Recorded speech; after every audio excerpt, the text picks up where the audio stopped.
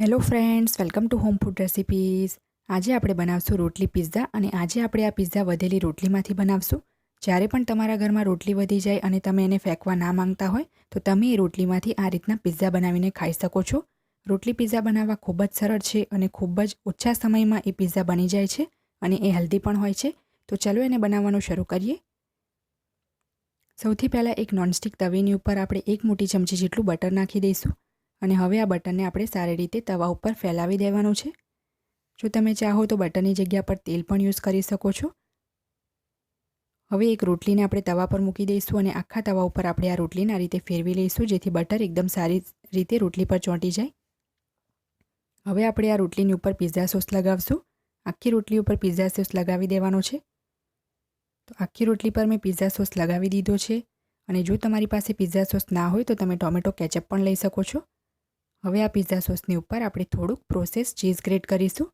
Process ચીઝથી test એકદમ સરસ આવે છે, નહીં તો તમે ફક્ત મોઝરેલા ચીઝ પણ લઈ શકો છો. હવે આપણે આની ઉપર થોડુંક મોઝરેલા ચીઝ છીણીશું. ચીઝ તમે તમારી પસંદ મુજબ થોડુંક વધારે કે થોડુંક ઓછું છીણી શકો છો. પ્રોસેસ્ડ અને મોઝરેલા બંને ચીઝ છીણ્યા પછી હવે આપણે આની ઉપર ટોપિંગ મૂકીશું. તો ટોપિંગમાં હું સૌથી પહેલાં આના ઉપર ટામેટાં મૂકું છું. ટામેટાનો વચ્ચેનો જે બિયાવાળો ભાગ છે એ મેં હટાવી દીધો છે અને જો તમારી પિઝા સોસની રેસીપી જોવી હોય તો મેં ચેનલ પર પહેલેથી જ અપલોડ કરેલી છે અને એની લિંક હું નીચે ડિસ્ક્રિપ્શન બોક્સમાં આપી દઈશ.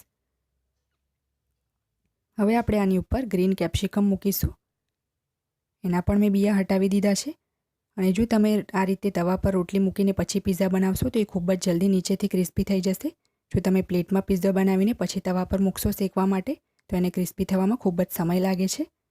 આની ઉપર મેં કાંદા પણ મૂકી દીધા છે ચોપ કરેલા અને ગેસની ફ્લેમ મેં જ્યારથી રોટલી મૂકી હતી ત્યારથી સ્લો જ રાખી છે જેથી એ નીચેથી બળે પણ નહીં અને ક્રિસ્પી પણ થતી રહે. હવે આપણે બ્લેક ઓલિવ્સ મૂકીશું આની ઉપર. ઓલિવ્સ મારી પાસે છે એટલે મેં મૂક્યા છે. જો તમારી પાસે ના હોય તો તમે સ્કીપ પણ કરી શકો છો.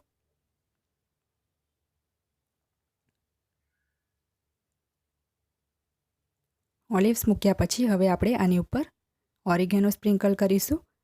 ઓરિગેનો તમને કોઈપણ મોલ કે બેકરીમાં ઇઝીલી મળી જશે અને ઓરિગેનો આ રીતની બોટલમાં આવે છે. હવે આપણે થોડુંક ચીલી ફ્લેક્સ સ્પ્રિંકલ કરીશું અને હવે આપણે ઢાંકણું ઢાંકીને ચીઝને મેલ્ટ થવા દેવાનું છે. ચીઝ મેલ્ટ થઈ ગયું છે તો ઢાંકણું ખોલી લઈશું. હવે આપણો રોટલી પિઝા બનીને તૈયાર છે અને આપણે બહાર કાઢી લઈશું. આ જ રીતે તમે બાકીના પણ બધા જ પિઝા બનાવી શકો છો. હવે આપણે આ રોટલી પિઝાને પિઝા કટરથી કટ કરી લઈશું. જો તમારી પાસે પિઝા કટર ના હોય તો નોર્મલ સાદા ચપ્પુથી પણ એકદમ શાર્પ નાઇફ લેવાનો છે, એનાથી તમે એને કટ કરી શકો છો. અને ખૂબ જ સરસ ક્રિસ્પી બન્યો છે અને આ હેલ્ધી પણ હોય છે કારણ કે આપણે આમાં ઘઉંની રોટલી યુઝ કરી છે. જો નાના બાળકો શાકભાજી ના ખાતા હોય તો આ ખૂબ જ સરસ ઓપ્શન છે એમને સબ્જી ખીલાવવાનો. પાછળથી પણ આ પિઝ્ઝો સહેજ પણ બળ્યો નથી અને એકદમ સરસ ક્રિસ્પી થયો છે. તો જ્યારે પણ તમારી પાસે રોટલી બચી જાય તો તમે ચોક્કસથી આ પિઝ્ઝો ટ્રાય કરજો. ફ્રેન્ડ્સ, આપણો રોટલી પિઝા બનીને તૈયાર છે. જ્યારે પણ સાંજે તમને હલકી ફૂલકી ભૂખ લાગે તો તમે આ રોટલી પિઝાને ચોક્કસથી એન્જોય કરી શકો છો.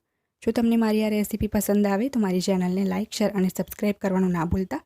સબસ્ક્રાઇબ બટનની બાજુમાં જે બેલ આઇકન છે એને પણ દબાવજો જેથી તમને મારા દરેક નવા વિડીયોની નોટિફિકેશન મળતી રહે. જો તમારે મારો આ જ વિડીયો હિન્દીમાં જોવો હોય તો એની પણ મેં લિંક નીચે ડિસ્ક્રિપ્શન બોક્સમાં આપી દીધી છે. તો મળીએ નેક્સ્ટ વિડીયોમાં. ત્યાં સુધી આવજો.